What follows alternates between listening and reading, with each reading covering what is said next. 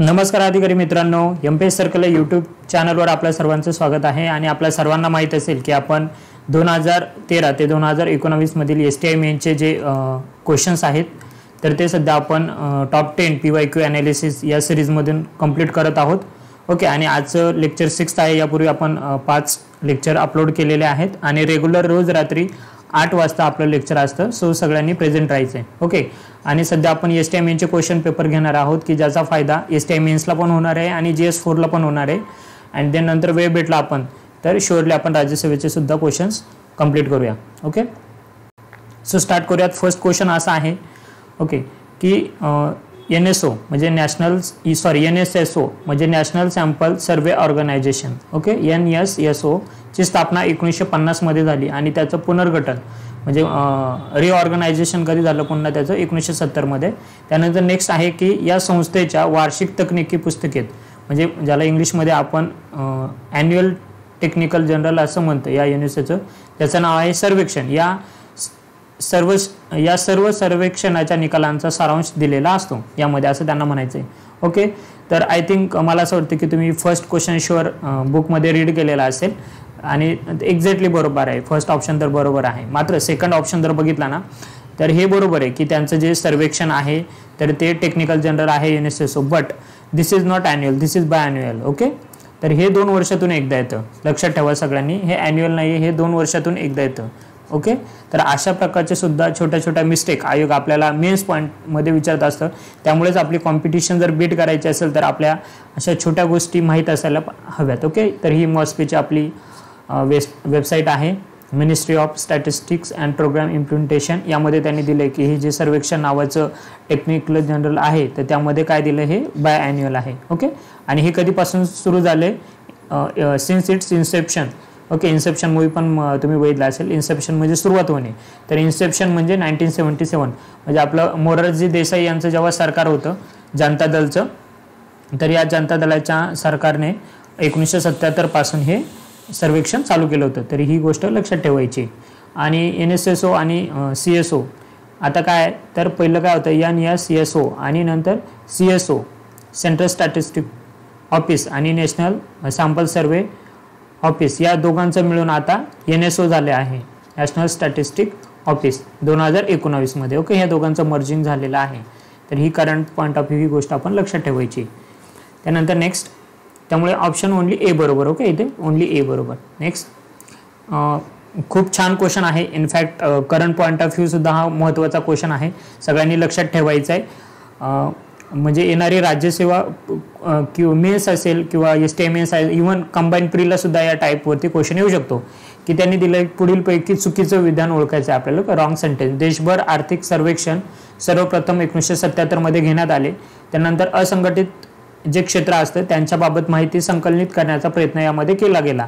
कशामध्ये, तर या आपल्या इकॉनॉमिक सेन्ससमध्ये। आणि कृषी क्षेत्रातील संघटनांच्या विस्ताराबाबत प्राथमिक माहिती यात गोळा केली जाते। फोर्थ आहे की दुसरे, तिसरे आणि पाचवे आर्थिक सर्वेक्षण 1980, 1990 आणि 2005 मध्ये घेण्यात आले।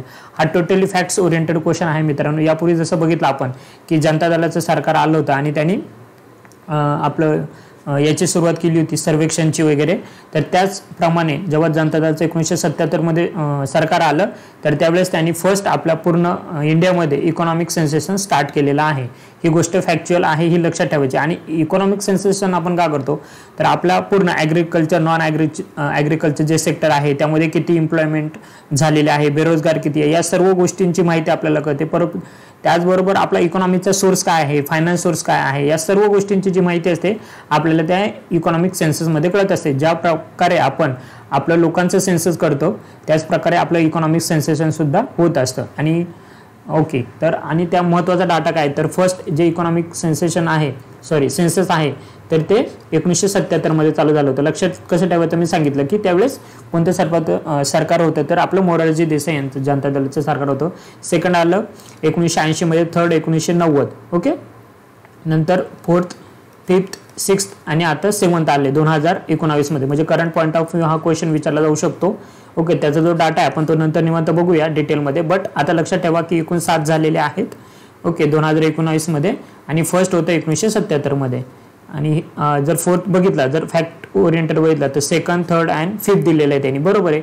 1980, 90 आणि 95ला आय थिंक फोर्थ आलं होतं ना, आपण बघितलं. 98ला फोर्थ आलं होतं. ओके, 98ला फोर्थ आलं होतं, फोर्थ विचारलंच नाही आणि फिफ्थ दिलाय, तर हे सुद्धा बरोबर आहे. फर्स्ट बरोबर आहे.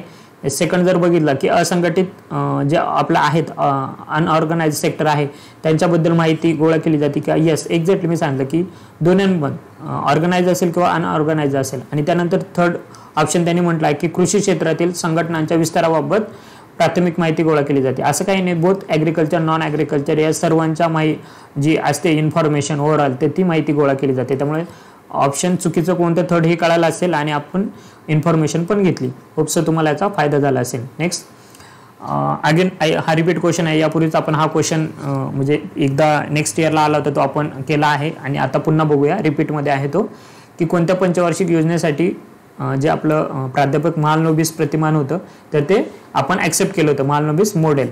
तर first, second, fourth 5 year plan, fifth year.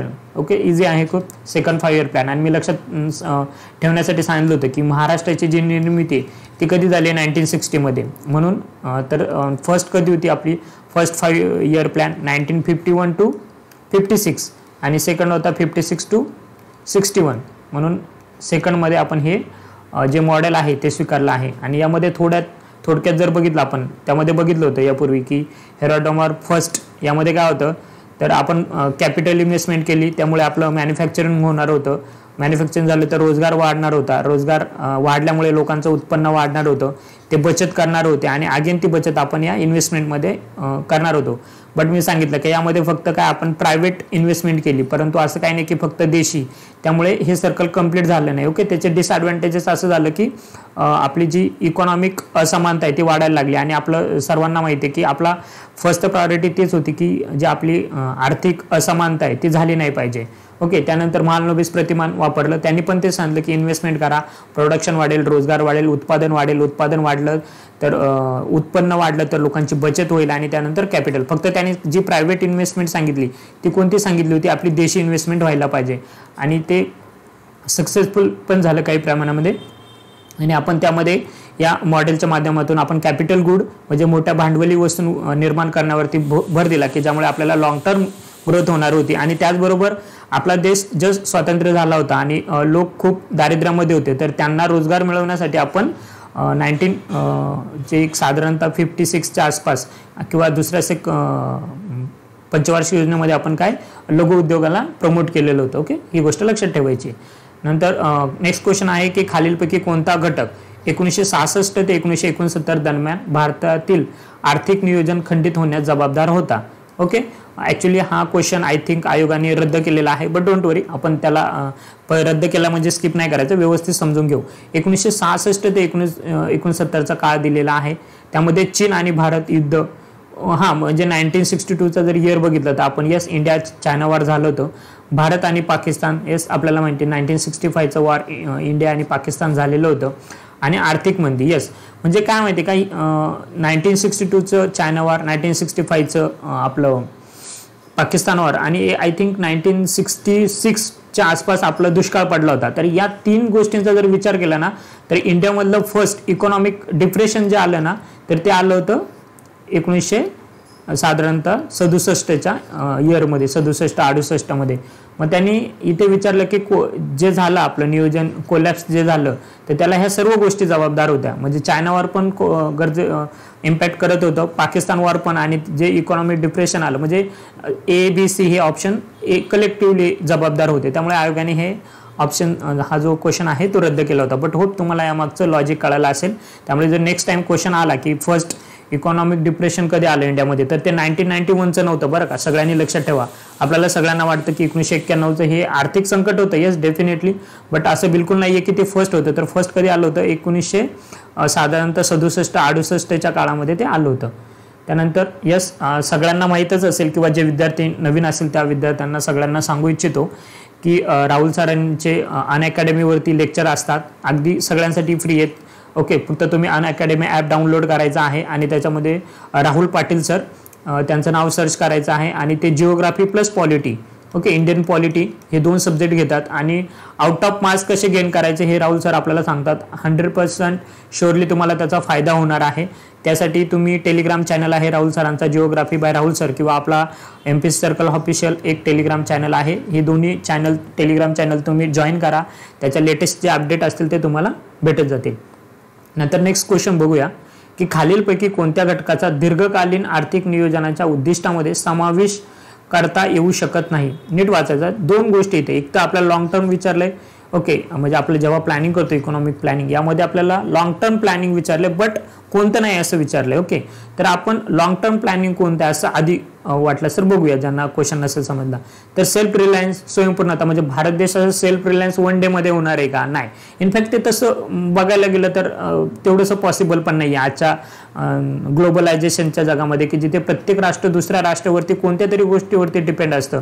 मग ते लेबरचा फ्लो असू दे, टेक्नॉलॉजीचा फ्लो असू दे, किंवा मनीचा फ्लो असू दे, कोणत्या ना कोणत्या गोष्टीवरती आपण ते डिपेंडच असणार आहे. त्यामुळे हे तर काय लॉंग टर्म आहे, म्हणजे शॉर्ट टर्मचा तर विषयच नाही, अगदी लॉंग टर्म आहे. ओके, त्यानंतर रिमूव्हल ऑफ अनएम्प्लॉयमेंट, बेरोजगारी कमी करणे सुद्धा पण नाही आहे ना. म्हणजे आपण असं नाही आहे ना की एखादी स्कीम आणली लगेच बेरोजगारी कमी होणार आहे. हा, युनिव्हर्सल बेसिक इन्कम ती वेगळा कन्सेप्ट आहे, पण त्यांनी बेरोजगारी कमी नाही होणार आहे. आपण फक्त बेरोजगारीला काय करू शकतो, एक बायपास करू शकतो, बट असं रिमूव्ह करू शकतो असं काही नाही. इकॉनॉमिक ग्रोथ, आर्थिक विकास हा सुद्धा लॉंग टर्म आहे.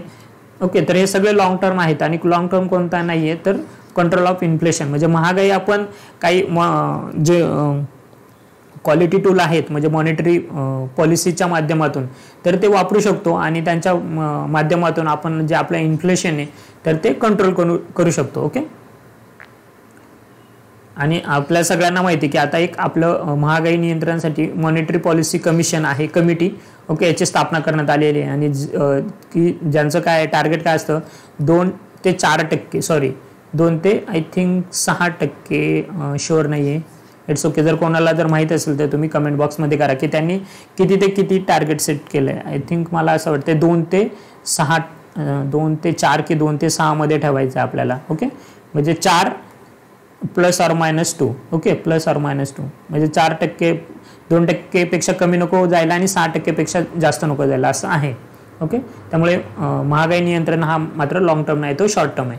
त्यानंतर नेक्स्ट क्वेश्चन आहे, खूप छान क्वेश्चन आहे आणि तेवढंच ट्रिकी सुद्धा आहे. ओके, नियोजन आयोगाच्या मतानुसार 9व्या पंचवार्षिक योजनेमध्ये खालीलपैकी कोणत्या एका विशिष्ट मुद्द्यावर लक्ष केंद्रित केले गेले. म्हणजे सरळ सरळ त्यांनी काय विचारलंय, त्याचं भर कशावर होता किंवा मोटो काय होता 9th 5 year प्लॅनचा. ओके, आता 9th 5 year प्लॅन कधी होता तुम्ही इयर मेन्शन करा. ओके, तुम्हाला नक्कीच शुअरली आठवत असेल की 9th 5 year प्लॅनचं डेट म्हणजे इयर कधीपासून ते कधीपर्यंत होतं. त्यानंतर त्यांनी दिलं की सामाजिक न्याय आणि समतेसह विकास, सामाजिक न्याय आणि न्यायबुद्धीसह विकास, सामाजिक न्याय आणि रोजगार सहित विकास, सामाजिक न्याय आणि आर्थिक समानतेसह विकास. तर सामाजिक न्याय कॉमन आहे एवढं तर शुअर आहे, लक्षात ठेवा. आणि समतेसह विकास किंवा न्यायबुद्धीसह विकास म्हणजे इंग्लिशमध्ये जर बघितलं आपण ते इक्वॅलिटी किंवा इक्विटी. तुम्हाला पॉलिटीमध्ये एवढं तर कळालंच असेल म्हणून बोललो. जर माहीत नसेल तर तुम्ही राहुल सरांचे लेक्चर करा, शुअर तुम्हाला इक्वॅलिटी आणि इक्विटीमधला काय फरक आहे तर ते तुम्हाला समजून सांगतील. तर त्याचं जे आन्सर आहे ते फर्स्ट आहे, लक्षात ठेवा, growth with social justice and equality. Okay, सामाजिक न्याय आणि समतेसह आर्थिक विकास. ओके, हे लक्षात ठेवायचं, फर्स्ट ऑप्शन आहे त्याचं, इक्वॅलिटी आहे, इक्विटी नाही. ओके, त्यानंतर नेक्स्ट, भारतीय नियोजन आयोगाच्या कार्याच्या संदर्भात खालील विधाने विचारात घ्या.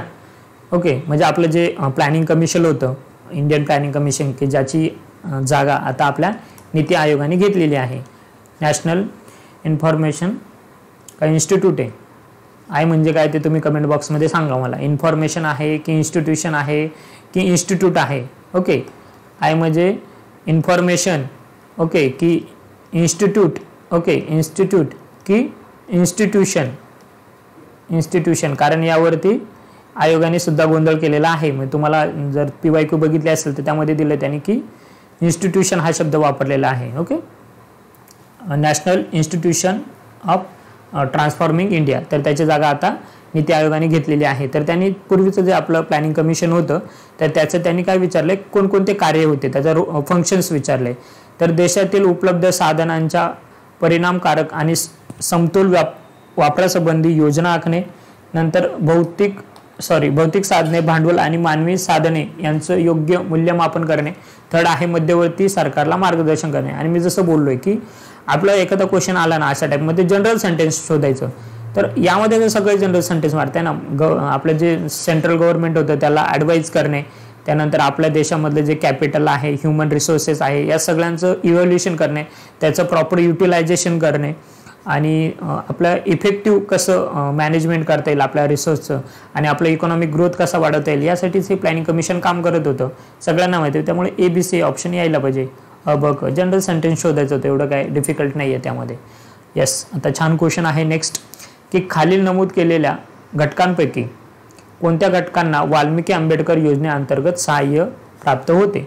म्हणजे थोडासा फॅक्च्युअल बेस्ड क्वेश्चन आहे की तुम्हाला हे माहीतच पाहिजे की वाल्मिकी आंबेडकर जी योजना आहे तर ती कशाशी संदर्भित आहे. ओके, तर दारिद्र्य रेषेखालील झोपडपट्टी वस्तीतील निवासी, ओके, म्हणजे जे आपले स्लम डेव्हलपर्स असतात आणि जे BPL अंडर असतात त्यांच्यासाठी आपल्याला घराची सोय करणे, त्यानंतर सीमांत शेतकरी, भूमिहीन शेतकरी किंवा वरीलपैकी सर्व. तर जी वाल्मिकी आंबेडकर योजना होती तर ते त्या लोकांसाठी होती की जे शहरामध्ये राहत होते आणि ज्यांना स्वतःचं घर नव्हतं, झोपडपट्टीमध्ये राहत होते, शहरात नाही तर शहरामध्ये झोपडपट्टीमध्ये स्लम, तर त्या लोकांना त्यांच्या BPLच्या लेवलच्या वर आणण्यासाठी, अपलिफ्ट करण्यासाठी आपण ही वाल्मिकी आंबेडकर आवास योजना, आवास म्हणजे काय, निवारा, घर, त्यांच्यासाठी आणली होती ही योजना. ओके, आणि लॉन्च कधी झाली होती 2001 मध्ये, एवढं लक्षात ठेवायचं आपल्याला कोणासाठी आणि हे. आणि त्यानंतर स्पॉन्सर्ड दिले, सेंट्रली स्पॉन्सर्ड स्कीम होती. ओके, हे एक महत्त्वाचं ठेवायचं, सेंट्रली स्पॉन्सर्ड स्कीम होती. ठीक आहे, त्यामुळे फक्त ऑप्शन ए येईल. कधी कधी आपल्याला असं ऑल द अबो असं ऑप्शन असं वाटतो, पण प्रत्येक वेळेस ऑल द अबो असायलाच पाहिजे असं काही नाही आहे. काही फॅक्च्युअल टाईपचे क्वेश्चन्स असतात, सो ते फॅक्ट्स माहीत असणे गरजेचं आहे. येस, आणि हो अजून एक गोष्ट सांगायची राहिली की या वाल्मिकी आंबेडकर आवास योजनेमध्ये काही रिझर्वेशन आहे की, आणि ते फक्त असं नाही आहे बरं का, फक्त म्हणजे ओनली SC किंवा ST साठी नाही. इथे सुद्धा कन्फ्युजन होऊ शकतं काही, की नावावरून काही विद्यार्थ्यांना असं वाटेल की मोस्टली ती प्रॉमिनंटली SC साठी किंवा SC ST साठी आहे, असं नाही आहे. येस, त्यांच्यासाठी रिझर्वेशन आहे की जे 50% कमी नसायला पाहिजे. त्यानंतर बॅकवर्ड क्लाससाठी 30% आहे, अदर विकर सेक्शनसाठी म्हणजे ज्यामध्ये OBC वगैरे सगळे येतात, जे की स्टेटने डिफाईन केलं असेल त्यामध्ये 15% आहे. आणि आपले जे हँडिकॅप्स असतात म्हणजे फिजिकली, मेंटली, ओके, जे PWD किंवा आपण ज्याला आता दिव्यांग शब्द वापरतो ते जर लोक असतील तर त्यांना 5% त्यांना रिझर्वेशन असायला पाहिजे. तर ही एक गोष्ट लक्षात ठेवायची, म्हणजे येणाऱ्या एक्झाम ज्या असतील त्यामध्ये आपल्याला याचा फायदा होईल.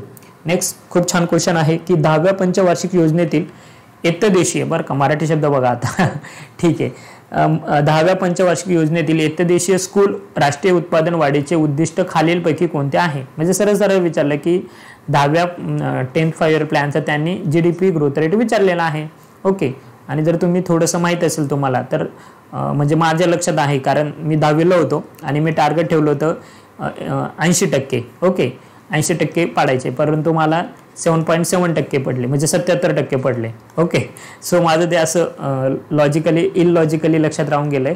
ओके, आपल्याला किती 8% ग्रोथ करायची होती, मात्र ती किती झाली 7.7 ॲक्च्युअलमध्ये. त्याने फक्त काय टार्गेट विचारलं ना, अचीव नाही विचारलं, त्यामुळे ते 8% येईल. ओके, फॅक्च्युअल डाटा काही माहीतच पाहिजे, शुअरली काहीच नाही.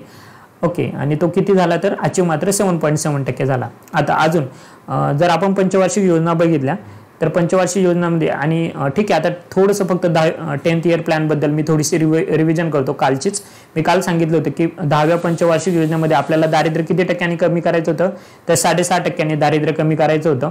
आणि आपला GDPच्या किती टक्के पायाभूत सुविधांवरती खर्च करायचा, तर तो 5% खर्च करायचा होता. तर ह्या दोन गोष्टी लक्षात ठेवा.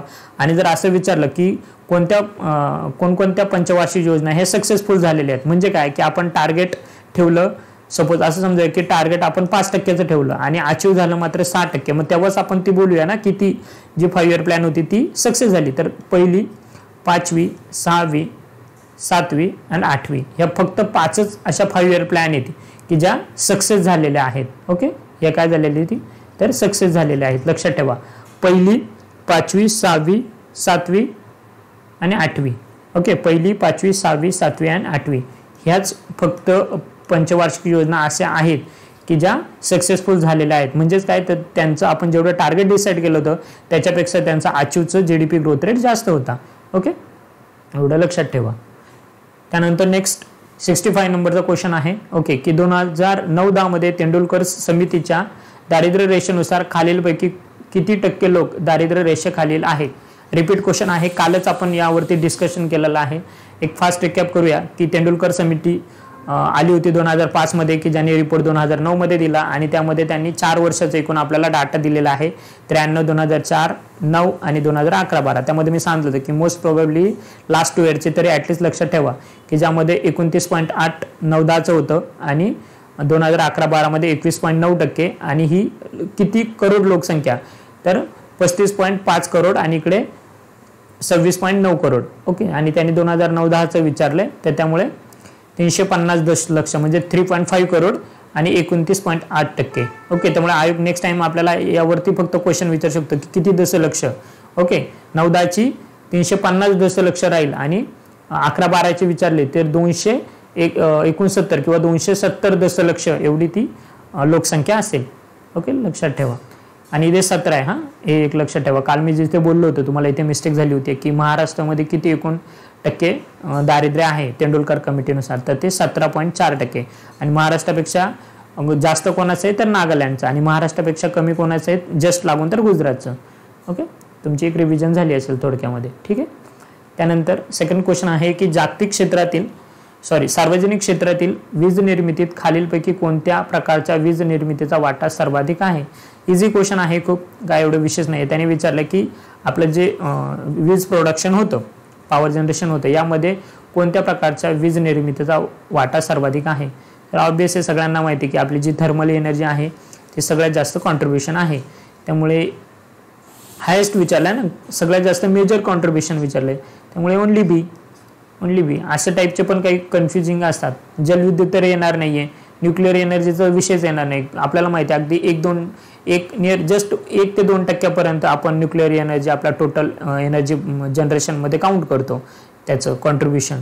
त्यामुळे क तर येणारच नाहीये ना, क दिलेला पण नाहीये त्याने. ओके, त्यानंतर विंड एनर्जी पण कमी आहे. ओके, तेवढ्या प्रमाणात अजून झालेली नाही, आपण करतोय. हायड्रो इलेक्ट्रिक पण तेवढ्या प्रमाणात झालेलं नाहीये.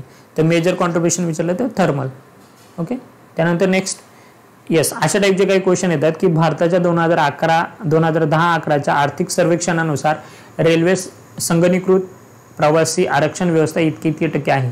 तर याला टोटली फॅक्च्युअल, एक तर हे तुम्ही सरळ स्किप करा किंवा तुम्ही जर फॅक्च्युअल डाटा केलेला असेल, शुअर तुम्ही असाल तरच या टाईपचे क्वेश्चन तुम्ही अटेम्प्ट करा.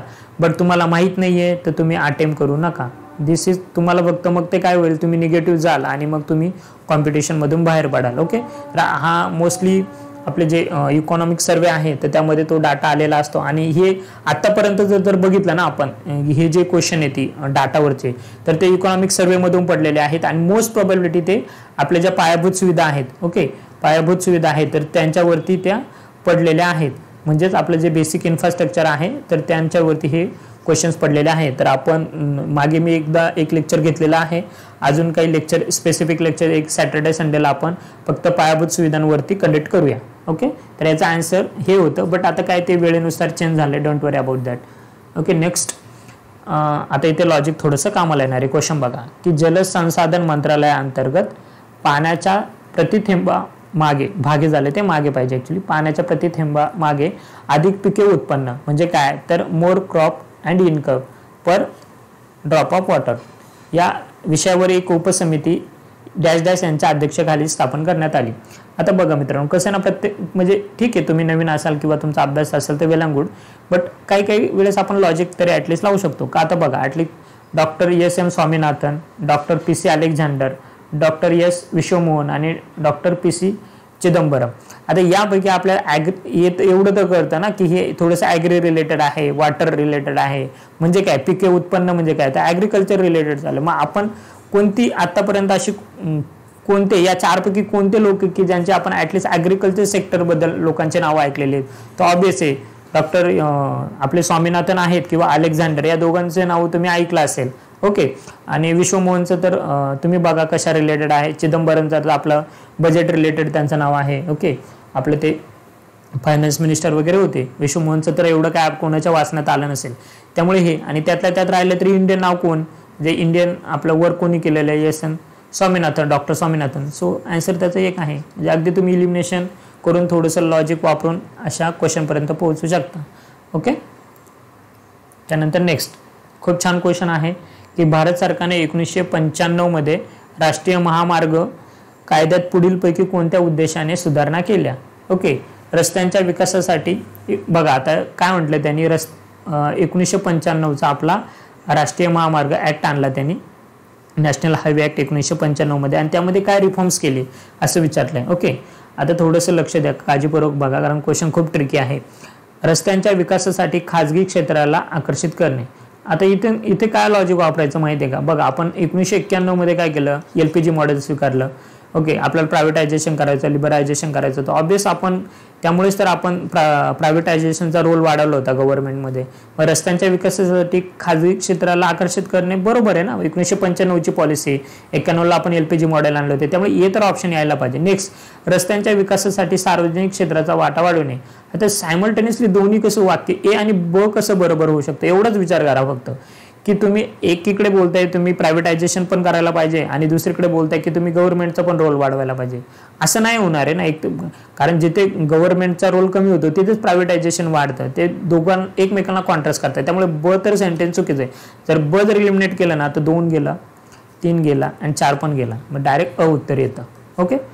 हे पण इलिमिनेशन बेस्ट वे अशा पद्धतीने तुम्ही टॅकल करू शकता. आणि क ऑप्शन बघा की रस्ते विकासाची जबाबदारी राज्य सरकारांकडे आहे. नाही, लक्षात ठेवा. म्हणजे येणाऱ्या एक्झामसाठी आपण आपले जे नॅशनल हायवे असतात ना, तरी त्या नॅशनल हायवेची मेंटेनन्स, ओके, मेंटेनन्स प्लस त्यांचं क्रिएट करणे, म्हणजे आपण काय बोलतो त्यांचं मेंटेनन्स सुद्धा करणे आणि निर्माण सुद्धा करणे. ओके. तर या दोन्हींची जबाबदारी ही फक्त सेंटरवर असते, केंद्रावरती असते, निर्माण करणे आणि ते मेंटेन करणे. मात्र असं काही एखादा स्पेसिफिक स्टेटला केंद्र हे करू शकतो, म्हणजे नोटिफिकेशन काढू शकतो आणि त्यामध्ये सांगू शकतो की हा जो नॅशनल हायवे तर त्याचं मेंटेनन्स तुम्ही करायचं आहे. मात्र जर नवीन रोड क्रिएट करायचा आहे नॅशनल हायवे किंवा त्यांचा मेंटेनन्स जर करायचं जनरली, तर ती केंद्र सरकारची जबाबदारी आहे, राज्य सरकारची नाही. ओके. तर ह्या गोष्टी तुम्ही लक्षात ठेवायच्या. ऑप्शन फक्त 1 बरोबर आहे. नेक्स्ट आहे की मक्तेदारी व प्रतिबंधात्मक व्यापार प्रथा कायदा, की ज्याला MRTP असं म्हणतात. म्हणजेच काय, मोनोपॉलिसीज रिस्ट्रिक्टिव्ह ट्रेड प्रॅक्टिसेस, MRTP 1969. या कायद्याला कशाद्वारे बदलण्यात आला. 1969चा ऍक्ट आहे की जो आपण 2002 मध्ये कॉम्पिटिशन ऍक्ट आला होता, तर त्याद्वारे बदलण्यात आला होता. लक्षात ठेवा, कॉम्पिटिशन ऍक्ट 2002चा आहे त्यामध्ये. आणि तो लागू कधी झाला, इनॅक्ट कधी झाला, 2003 मध्ये लागू झाला. ओके. आणि कॉम्पिटिशन कमिशन सुद्धा आहे. Okay. Competition commission, okay, competition commission ही 2003चीच आहे. कारण हा ऍक्ट जेव्हा लागू झाला 2003 मध्ये, तर त्याला हे करण्यासाठी, म्हणजे असिस्ट करण्यासाठी कॉम्पिटिशन कमिशनची निर्मिती केली होती 2003 मध्ये. ओके. ह्या काही फॅक्च्युअल गोष्टी ते लक्षातच ठेवायचं आहे. याला ऑप्शन नाही, नो ऑप्शन अशा गोष्टींना, म्हणजे माहीतच पाहिजे कधीचा आहे, कधी लागू झाला. आता FRBM act, okay, FRBM act तुम्ही यापूर्वीच मी सांगितलं आहे, FRBM ऍक्ट कधीचा आहे तो तुम्ही मेन्शन करायचा. आणि FRBMचा आणि याचा काहीच संबंध येणार नाही आपल्याला ट्रेडमध्ये. ओके. कारण ते राजकोषीय धोरण वगैरे त्यामध्ये आहे, ट्रेडचा आणि याचा काही संबंध नाही. इनफॅक्ट फेरा ऍक्ट होता आधीचा. ओके. फेरा कधीच होता, जो ओल्ड होता ना सगळ्यात फर्स्ट टाइम, तो 1947 मध्ये झाला मित्रांनो. मात्र न्यू फेरा ऍक्ट आहे ना, तो 1974चा आहे बरं का, लक्षात ठेवा. फेरा आपण मोस्टली बोलतो की 74चा आहे, तसं नाही. जो पहिल्यांदा म्हणजे भारत स्वातंत्र्य झाला तेव्हा आपण 1947 मध्ये फेरा ऍक्ट आला होता आपलं एक्सचेंज रेग्युलेशन करण्यासाठी. मात्र नंतर 73 मध्ये आपण जेव्हा काही इकॉनॉमिक क्रायसिस वगैरे झाले त्यावेळेस पुढे जाऊन पुन्हा नवीन न्यू फेरा ऍक्ट आणला 1974 मध्ये आणि नंतर फेमा आला, फॉरेन एक्सचेंज मॅनेजमेंट. कालच आपण बघितलं की फेमा आला 1999 मध्ये, की जो 2000 पासून लागू झाला, फेमा 1999चा. तर अशा टाईपचे क्वेश्चन्स आहेत, ते लक्षात ठेवायचे. त्याचा ऑप्शन 1 बरोबर आहे. नेक्स्ट खूप छान क्वेश्चन आहे. पुढील विधानांपैकी अयोग्य विधान ओळखा. पहिल्या 10 पंचवार्षिक योजना काळात ठरविलेल्या उद्दिष्टांच्या संदर्भामध्ये भारताची अर्थव्यवस्थेची स्थूल आंतरदेशीय उत्पादन स्वरूपात विकासाची कामगिरी कशी आहे. म्हणजे सरळ सरळ इंग्लिशमध्ये वाचा. GDPच्या टर्म्समध्ये एकूण जर बघितलं आपल्या 10 पंचवार्षिक योजनांचा जर आढावा घेतला, यामध्ये कोणते वाक्य बरोबर आहे. तर तिसऱ्या पंचवार्षिक योजनेत सगळ्यात कमी, आणि बी सेंटेन्स आहे 10व्या पंचवार्षिक योजनेत सगळ्यात अधिक, आणि त्यांनी अयोग्य विचारलं आहे. यापूर्वीच मी सांगितलं तुम्हाला की 10वी पंचवार्षिक योजना जी होती तर त्यामध्ये मी सांगितलं की मला किती 80% पाडायचे होते, मात्र पडले किती 77% पडले. ओके, म्हणजे आपलं टार्गेट अचीव झालं का नाही, म्हणजे सगळ्यात जास्त आहे का नाही. तर जी 11वी योजना होती ना त्यामध्ये 7.9, ओके 11th, ओके 11वी जी योजना होती त्याच्यामध्ये आपलं जे टार्गेट आहे सगळ्यात आत्तापर्यंतच्या याच्यामध्ये ते काय झालेलं आहे ते अचीव झालेलं आहे. ओके, त्यामुळे 7.9 हे बरोबर आहे. ओके, म्हणजे 11वी योजना, त्यामुळे हे पण बरोबर येणार नाही. ओके, आणि तिसऱ्या पंचवार्षिक योजनेत सगळ्यात कमी, काही बुकमध्ये दिलेलं आहे मित्रांनो की 2.8 यस, तिसऱ्या पंचवार्षिक योजनेमध्ये GDP ग्रोथ रेट आपण हा एवढा अचीव केला होता. बट जर चौथी पंचवार्षिक योजना बघितली, चौथी पंचवार्षिक योजना जर बघितली ना तर 2.5 एवढा ग्रोथ रेट दिलेला आहे काही GDPचा. तर त्यामुळे आयोगाने सुद्धा हे दोन्ही अयोग्य दिलेलं आहे. ओके, तर लक्षात ठेवा मित्रांनो की याचा सगळ्यात कमी हा चौथ्या याच्यात होता आणि सगळ्यात जास्त हा 11व्या पंचवार्षिक योजनेमध्ये होता. त्यामुळे दोन्ही अयोग्य हे उत्तर यायला पाहिजे. ओके, त्यानंतर नेक्स्ट, जागतिक व्यापारी संघटनेच्या स्थापनेत जगातील कोणत्या देशांचा पुढाकार होता. डेव्हलपिंग कंट्रीज, सोशलिस्टिक कंट्रीज किंवा ऑइल प्रोड्युसिंगचा काही संबंध नाही, सामाजिक पण नाही, दोनच ऑप्शन राहिले, डेव्हलप किंवा डेव्हलपिंग कंट्रीज. आणि सगळ्यांना माहिती की जे त्या काळचे डेव्हलप देश होते तर त्यांनी मिळून ही WTOची स्थापनेमध्ये पुढाकार घेतला होता. आणि एक लक्षात ठेवा की आपली वर्ल्ड बँक किंवा IMF असेल, या दोन्ही काय येते तर आपली युनायटेड नेशन तर त्यांच्या ह्या स्पेशल एजन्सीज आहेत. मात्र आपली जी WTO आहे तर याची ही स्पेशल एजन्सी नाही आहे युनायटेड नेशनची. तर ट्रेडसाठी कोणते, अंक्टॅड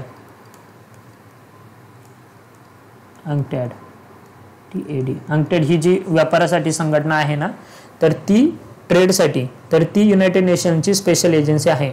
ओके, वर्ल्ड बँक आहे, IMF आहे आणि देन अंक्टेड आहे. मात्र WTO ही युनायटेड नेशनची स्पेशल एजन्सी नाही आहे. आणि मग तुम्ही आता कमेंट बॉक्समध्ये सांगा की WTOची स्थापना कधी झाली. ओके, आणि ती लागू कधीपासून झाला तो करार. ओके, तर होप विद्यार्थी मित्रांनो तुम्हाला या सिरीजचा फायदा होत असेल. प्लीज जर तुम्हाला फायदा होत असेल तर तुम्ही कमेंट बॉक्समध्ये तसं मेन्शन करा की तुम्हाला फायदा होते, म्हणजे आपल्याला ही जर सिरीज तुम्हाला शुअरली जर फायदा होत असेल तर आपल्याला कंटिन्यू ठेवायला. ओके, अँड आपलं रेग्युलरचं सेंटेन्स आहे की forget the rest, study with full zest and do your best. Okay, and then सगळ्यात महत्त्वाचं की कोरोनाचा काळ चालू आहे, सगळ्यांनी काळजी घ्या. ओके, आपली प्लस आपल्या फॅमिलीची सगळ्यांनी काळजी घ्यायची.